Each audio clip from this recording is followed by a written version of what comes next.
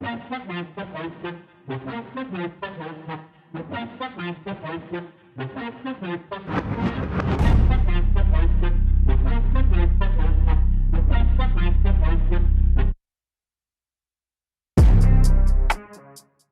happening, people? Welcome back to the Athletes to Athletes podcast. Today, I continue my mental health conversations with sports psychologist Jarrod Spencer, the creator of Mind of the Athlete and someone who helped me a ton as a young football player and wrestler.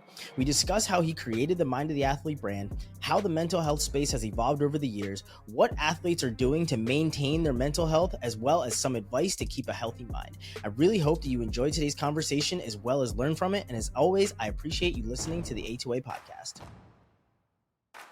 So we are back with another episode of the Athletes to Athletes podcast. And today I get to sit down with somebody who helped me a tremendous amount as a young athlete. Jarrod Spencer is sitting down with me today from Mind of the Athlete. And as you know, every time I see him, it's always a pleasure to talk to Jarrod. He helped me, as I said, so much as a young athlete. And I think we met when I was about 13 or 14 years old. And from then on, you just had like a huge impact on me. I still wear the wristband. I haven't taken it off in such a long time. I think you gave me a handful of them, and I think I've broken 2 of them, and I still have probably about 5 of them sitting around. But as I was saying to you, I'm really, really excited to get into the conversation today. But before we do, I always like giving people kind of the platform to introduce themselves, talk about who they are, where they're from, give a little bit of background. So before we get started with today's conversation, Jarrod, please let everyone know kind of who you are and a little bit about you. Well, I'm just a guy who came from that little town of Phillipsburg, New Jersey, who happened to love sports growing up and love the rivalry that we had with Easton, still do, and just really become passionate about helping the emotional health of athletes, and by doing so, in turn, helping their performance. So I've dedicated my life to that platform of mental health in athletics, and I love seeing people get theirs, unlock their potential, and perform at the highest level. So I do that through one-on-one coaching, speaking, consulting with teams, books that I write, and things like this, podcasts to help inspire people as well.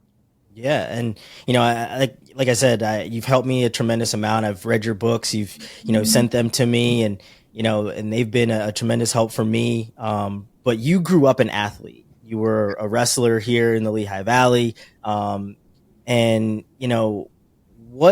was it about wrestling or about sports in general that made you gravitate towards just being an athlete, right? Like everybody has their path, but as a youngster, what was it about sports that really pulled you in and you said, yes, like wrestling is where I want to be, and sports and being an athlete is my thing? Ironically, regarding being a wrestler, I signed up for wrestling as an 8-year-old because I thought it was WWE kind of wrestling. When I came home and said to my parents, I don't want to wrestle, they don't have a top turnbuckle, there's no ropes, they don't do that. My parents said, well, you have to finish the year since you started. And at the end of the year, my dad said to me, if you get most outstanding first year wrestler, then you have to go the next year. And sure enough, at the banquet, I got up, I got my trophy. I started to cry as I got my trophy. I'm walking back to my seat in a temper tantrum. People are like, what is wrong with you? And I'm like, no, I got to wrestle the next year. And that next year, my brothers came over to the sport. And of course, we fell in love with it as a family, and the rest is history. But initially, I thought there should have been a top turnbuckle. Yeah, I mean, there's a lot of guys. I think I can remember growing up where there were some kids that came out and thought the same thing, right? And then you end up loving the sport. And now you have given so much to the sport of wrestling. It's not just Mind of the Athlete. You also have Mind of the Wrestler. And then, I saw you out in Tulsa, Oklahoma this year, and you were with, the team out in Michigan, the team in Michigan, right? So, you've done so much for so many different teams. How did Mind of the Athlete take off, right? How did it get started? Where's that originally come from? Well, my hometown, one of my mentors, Dr. Robert Emery, he was very instrumental in saying, hey, if you go out there and get some education, become like a doctor, and don't forget about us, come back home and help out the community. So I did. My postdoc fellowship, I went right back to Phillipsburg, New Jersey, was working at private practice, working in some hospitals. And I really loved helping people because my doctorate is really in health psych, clinical health psych, in the medical model. But I just really enjoyed working with a couple of high school athletes, particularly that winter was wrestlers. Mm-hmm.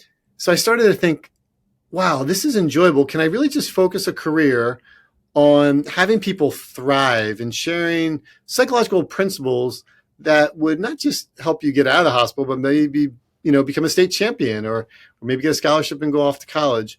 So once I started doing that, I was energized by that process.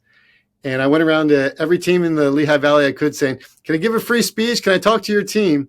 Well, sure enough, many of those relationships that I had with those coaches started generating referrals, and parents started talking in the stands. And from there, it began to quickly take off. Mm-hmm. Yeah. And, now that it is where it's at, right? You've worked with professional athletes, you've worked with high school athletes, there's been so much that you have done. Is this what you expected when you got into the community? Well, it's far greater than I ever expected. And this is, ironic, Ryan, that I'm talking to you and doing this interview, because here's where it all changed. I finished up my postdoc. I want to go on my own, and I want to have an office. I really like this little spot across the river in Easton. It overlooks the rivers, and your father is the guy that made that happen, and your uncle Larry. And so they gave me my start in a little office right across the hall from them in the office building. And then within a year, Larry says, hey, let's do a TV show together. We'll call it What the Heck Were They Thinking? And we created this show. And for the first year, I was only on the show for a year, but it was instantly like launched my career when people said, oh, you're with a former heavyweight boxing champion of the world. Yes. And that was all made possible because of relationships. Like, your father helped me. Our families have crossed paths many times over the years. I knew your father, your brother. And it's just people in our community trying to help people in our community. And so what I am passionate about doing, of helping people get theirs, is literally how I became successful in the field, because people like your father helped me get mine when I needed a little help. Mm-hmm. And so as iron sharpens iron, one man sharpens another. And that's literally how it's worked. Yeah. And, now it's really taken off, but obviously, just mental health as a whole has really become a bigger part of sports over the years, where you're hearing a lot more professional athletes talk about their mental health. How have you seen, from when you started in, your first practice, or even before then, to now, how have you seen it really grow, and how have you seen people really start to invest and kind of take it seriously, from your standpoint? I was banging on doors for a long time, hoping people would listen and bring me in. But I clearly remember the moment it all changed were two exact moments. One, when Naomi Osaka withdrew from the French Open. That's when I got my first call from a major network, CNN, New Day. And I went into New York City. I did that interview. And part of what I said went viral. I called mental health an invisible injury. And if Naomi Osaka had a physical, visible injury, they may have given her a pass from having to do the social media interviews. But she said, because of these anxiety attacks, I can't. And they really came down hard on her. That was the day every athlete around the world rallied around her and said, you know what? This isn't okay. And they supported her. During the pandemic, the walls started to come down regarding the stigma of mental health. But just a few months later is when Simone Biles withdrew from the Olympics for her mental health reasons. And that's when everyone on the planet now said, it's okay not to be okay. In fact, I remember getting a phone call that morning, and the woman from CNN New Day, she's like, Jarrod, can you bail me out? And I'm like, yeah. What time in the New Day? She's like, 7:00 lead article. I'm like, it's 6:15, Margaret. I rush out of my house down to my office to stand here and do this interview. And I'm driving, and my wife calls me. She says, hey, I just want to wish you good luck. I said, no, thank you so much. She said, I also want to ask you, do you think you'll need your computer to do that interview? I said, no way, I forgot it at home. She's like, yes. She's like, don't worry, I'm driving behind you. I'll bring it to the office. And just in the nick of time, I was able to make that happen. And after that moment, Ryan, everything has changed regarding mental health for everybody now. It's wonderful to see the openness to it. Mm-hmm. Yeah. And obviously, and we talk about this in wrestling, right? There's no black belts in wrestling. You can never perfect it. It's not something where you are perfect forever, right? Yeah. And everybody loses and it always happens. Just like with mental health, there's no one size fits all. Right. How from your studies to now, how have things transcended? How have the practices kind of changed where you've said, oh, I never thought about something that way. I've never approached something that way. How have those methods kind of changed and how have you implemented them with your athletes over time? It's a brilliant question because sports is really a microcosm of the larger society. Mm-hmm. And if you look at my career over the last 20 years, our society has really changed a lot in different ways. And so, for example, if you look at anxiety among students, in 2011, there was a huge spike in anxiety. People really couldn't figure it out on college campuses. And ever since then, it's gone up and up and up. Prior to that, anxiety was at a more relative stabilized level. What was different? Well, for example, in 2007, the iPhone was released. Within 3-4 years, everyone had a smartphone, social media, and sleep deprivation has occurred. A lot of comparison for the generation. And with the sleep deprivation and the cell phone addiction, we see this big spike in anxiety. And consequently, that becomes a major focus of what I'm treating and helping athletes with. That really wasn't there in the beginning. And so as technology's evolved, as social media's evolved, that's played a major role in mental health. And that's probably the biggest difference I'm seeing. Mm-hmm. So how have you started to combat some of those things? Obviously, like you said, cell phones didn't really exist back when everything started, right? Like when I was coming to see you, I was 13, I didn't have a cell phone, I was worried about way more other things than, people seeing that I had a bad game 3 seconds after it happened. Right. How do you start to combat some of these things as the evolution of technology starts to become a major factor? Educate, educate, educate. I believe very strongly that we need to get mental health skills and abilities, not just into high schools, but last week I actually was in a middle school delivering to 2 different middle schools a 1-hour keynote speech, delivered it 4 times that day on the importance of your mental health is mostly impacted by your sleep deprivation. Your sleep deprivation is mostly impacted by your cell phone addiction. Let's begin to educate you on practical ways to have a healthier relationship with all of that. And one of the key points I said is like, every hour you experience a great big yawn. Oh man, I'm getting tired. That's the brain's release of the melatonin. An hour after that yawn is when we ideally would fall asleep. So when the yawn comes and the melatonin is being released, that's when we charge our cell phone away from the bed, never within arm's reach of us, and never, ever, ever, ever, ever have the cell phone in the bed with us again. If we can break that terrible habit that's been really for those middle schoolers, their entire life has been that. That's all they've known. And they've really programmed their brain in a counterproductive way. So they find themselves looking at social media, getting all that stimuli from it and the blue light, of course. And consequently, they can't fall asleep. They're averaging 6 hours of sleep. They're averaging about 7 hours of screen time. Like, think about that concept. Like, you didn't have that at 13, but now, like, even most people in our society get more hours of screen time than they do cell phone, just on their phone alone. So therein lies where if we educate, and we give people knowledge and practical skills, they can make the necessary adjustments to hopefully consistently do it and make sustainable change. Mm-hmm. So your life as an athlete, how much would you say that informs your life as a sports psychologist, right? Like they have to go hand in hand. You have that, it's kind of like me as a journalist. I was an athlete before I was a journalist, right? So the things that I write, they certainly are informed by my time on the field or on the mat. Yeah. How much does your time as an athlete inform your time, while you're helping people? Well, it really comes down to one word, and that's empathy. You see, to truly empathize with a person, you have to have had an experience that's at least in the ballpark of what they experienced as well. Mm-hmm. And when I talk to an individual one-on-one and I'm asking certain questions and I'm relating to them in a certain way, it's almost as though I know what they're thinking, which is, how does he know so much about this?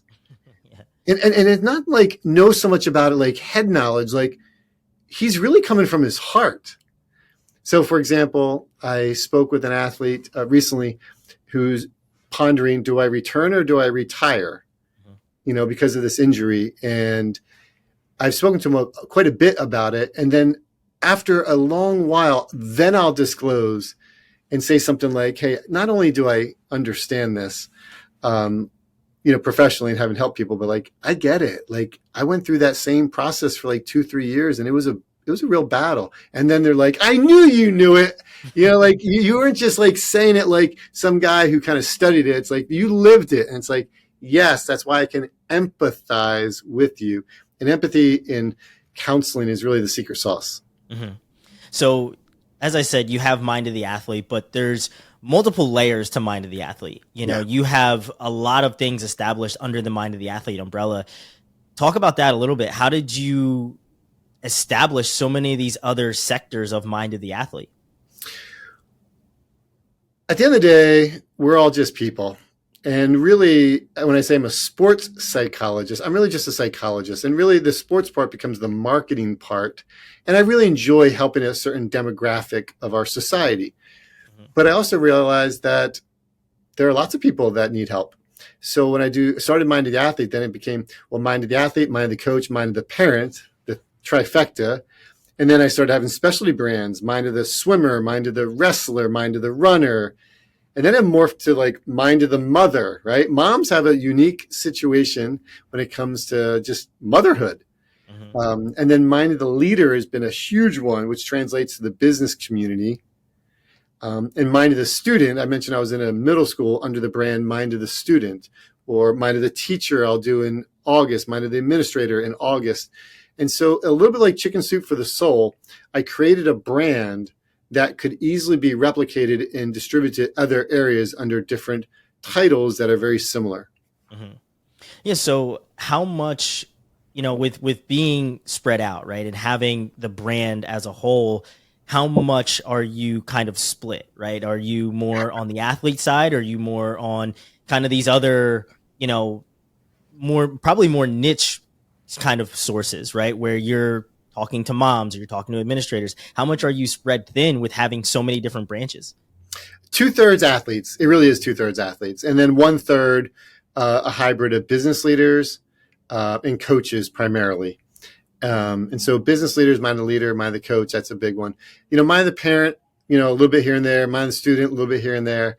But 2/3 athletes. And that's really where I've established myself in the marketplaces. I'm the guy when it comes to the emotional health of athletes primarily. Mm-hmm. So when you're out in Tulsa and you're working with a team such as Michigan, what are some of the things that you're helping them with when they're at such a high pressure tournament? Well, when it comes to the NCAA tournament in wrestling, for example, or a couple of years back, I worked with a guy in the Super Bowl. A lot of the big moments, that's when my primary role is reassurance. Mm-hmm. So anxiety is what undermines most people's performance on the largest stages. And if reassurance is the antidote to performance anxiety, a lot of my role is being able to say to an athlete, right when they start to feel the nervousness the nervousness means you're about to do something memorable here. And that's normal and natural and healthy and good. But when the nervousness starts to become into a little anxiety, okay, when it gets to performance anxiety, now it becomes counterproductive. My role is to help kind of mitigate that natural process so it doesn't get out of control. And we apply and I remind them of the things we worked on so that they can stay calm, cool, collected, and confident. And if they're able to regulate their emotions leading up until a wrestling match, for example, then they're going to perform so much better. So emotional regulation is a big part of what actually happens during competitions or before competitions. Mm-hmm. So a lot of athletes, they're super focused and disciplined, right? They're disciplined when it comes to their diet, no matter what sport they're playing, when it comes to their training. Yeah. But like I said, now mental health is becoming part of that daily regimen. Sure. How have you seen athletes really taking ownership over their mental health levels, and what have you seen them doing to kind of take ownership of them outside of, their diet and exercise? Because everybody has strength coaches, everybody has dietitians and coaches and everything else like that. What have you seen athletes doing from your standpoint that really shows that they are taking their mental health just as serious as their diet and their exercise? Well, it's really two things. It's the outside in head knowledge, right? That's the most, not the most important, but the easiest to do, which is like, I'll ask them, what book are you reading about the mind? What podcasts are you listening to? What YouTube videos are you watching? And what are you doing to actually internalize messages from a lot of wonderful people out there about the mind? Mm-hmm. And most athletes will tell you at the highest levels, oh, absolutely, I'm listening to this person, I'm reading this book here, and I'm doing something, and they're doing it pretty consistently. The other part of it is not the outside in head knowledge, but the inside out, know thyself, which is really like, who are you talking to about your stressors? Mm-hmm. Whose wisdom are you listening to when it comes to how to resolve those stressors? And more lately, at this side of the pandemic, many athletes are willing to say, I'm talking to blank person, or I'm working with you, for example, they'll say. And so that has been a wonderful thing, such that the phone rings off the hook and I'm always talking to people, and I love it. I'm happy to do so. But many athletes are now saying, if I really want to get the highest levels, this is no longer like a little luxury. It's like something I have to do. And that's actually a good thing. Mm-hmm. So one of the things that I talked about with a girl named Allie Meehan, who I had on the show last week, is, she's a college student right now. And, she tries to make sure that the things that she's studying, that she's incorporating into her own life as a student athlete. Right. But there's a lot of students now on college campuses, they have those resources that, things that I didn't have when I was in college from 05 to 09, but they're afraid to take advantage of them, right? They aren't going to and utilizing these resources that they have. What would be some of the things that you would say to these students who are afraid to speak up and afraid to kind of utilize the resources that they have on their campuses? I always say that counselors are a lot like shoes. When you find the right pair of sneakers, right? Now, you probably have a comfortable pair of shoes on right now that you like those shoes, and when you wear them, that you get a lot of use out of them because they just fit your foot right? Yeah, exactly. And so sometimes we just have to believe in that old adage that says, when the student is ready, the teacher will appear. Mm-hmm. And so when a person is really saying like, I really do want to work with somebody, I want to work with a sports psychologist, I really want this to happen, I'm ready for this, then the right person will emerge in their life. And I believe that, sometimes, a person may have to try one or two a pair of shoes on before they find the one that fits best. And a person may, be open to this, and it may just be a little bit till they find that right person. They may connect with some person and say, nah, that didn't really work so well. But if they really stick with it, I believe the right person will emerge, and you find a good therapeutic relationship. And that is something that could last for quite a while and have a huge impact. Mm-hmm.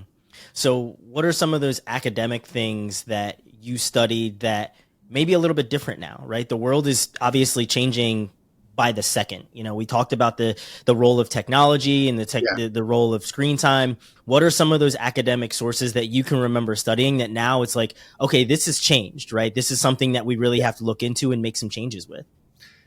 When I started earlier in my career, the main focus is on the brain.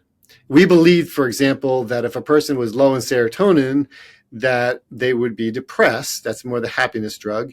And that serotonin was a neurotransmitter found in our brains, along with dopamine, norepinephrine, and such.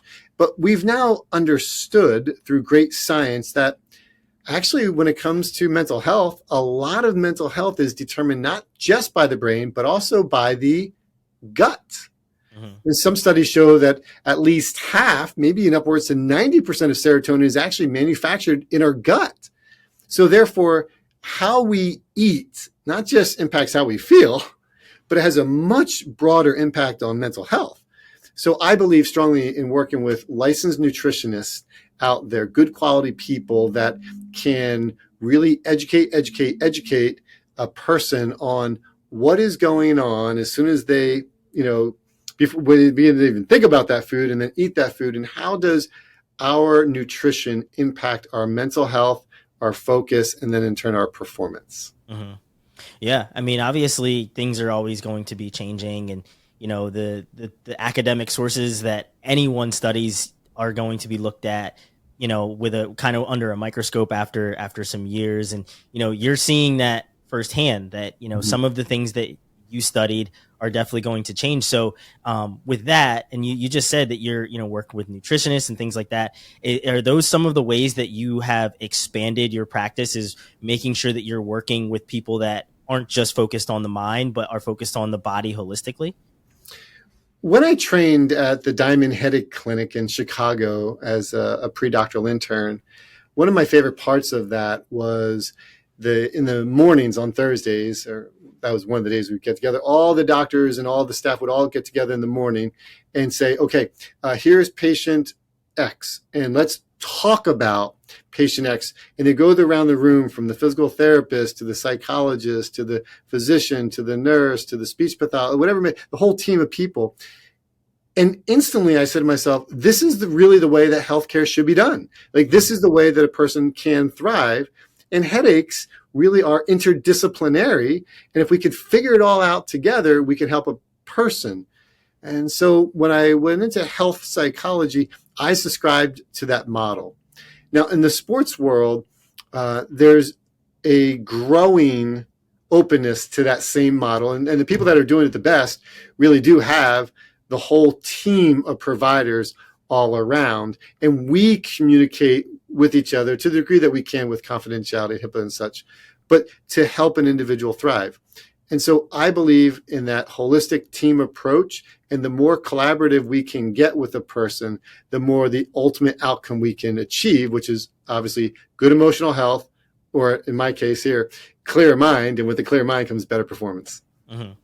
So as we wrap up, I always like to wrap up with advice, right? And somebody from obviously your standpoint, you give advice all the time and you give your outlook and perspective. But what's one piece of advice or some sort of mental health anecdote that you can kind of pass on to athletes or people in general that is something that you not just preach but you practice yourself?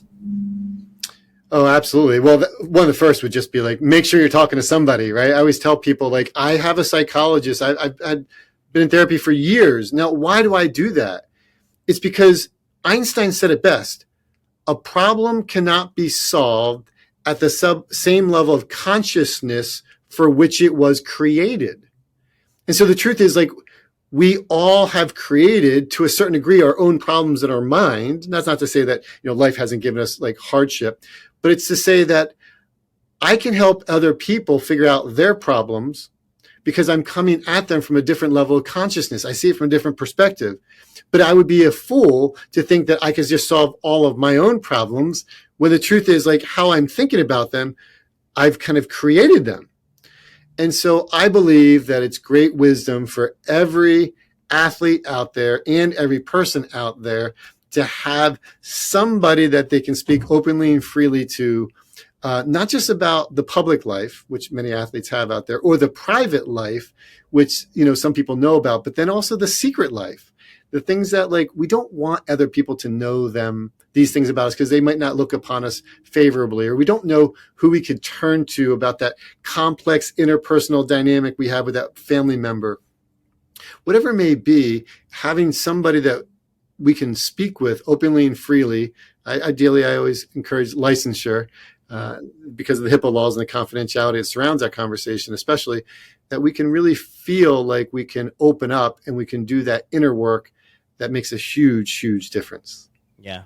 Jarrod, this has been a really great conversation. As I said, I always enjoy when we get to either meet up. I mean, it was chance happening. We were staying at the same hotel when we were in Tulsa, and I was getting out of the Uber, and I was like, I know those guys. You were with Alex Daringer, a guy that I love Alex and covered him for many, many years as a wrestler and still cover him now. And, so it was awesome to see you guys. And I really appreciate you taking time always out of your day to not just speak to me, but always just like kind of give like little pieces of wisdom, right? We're all, anytime we do talk, I always learn something. So it's always been really, really great.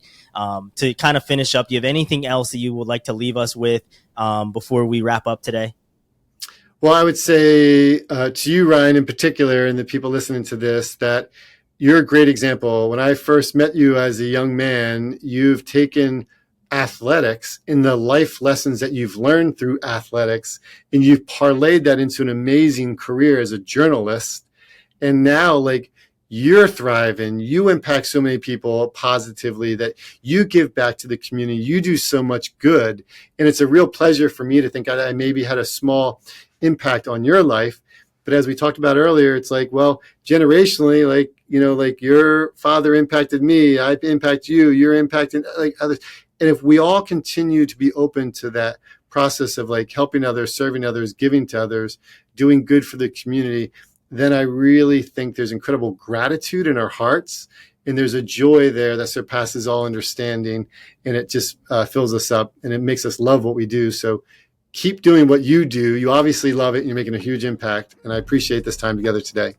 Yeah, thanks a lot. I really appreciate it. And I'll definitely be looking out for every single speaking engagement that you're at, and any sort of, little nuggets of wisdom that you're putting out there. I really appreciate everything that you have done for me and that you continue to do for all the athletes out there. It's been really great to talk to you today. Thanks, Jarrod. Thank you for listening to another episode of the Athletes to Athletes podcast. I hope you enjoyed today's conversation. To engage with everything the A2A platform has to offer, go to the App Store and search Athletes to Athletes to download our new app. You can check out our educational material, and you'll ensure that you don't miss when a new episode of the A2A podcast drops. Again, thank you for listening. We'll see you again next time.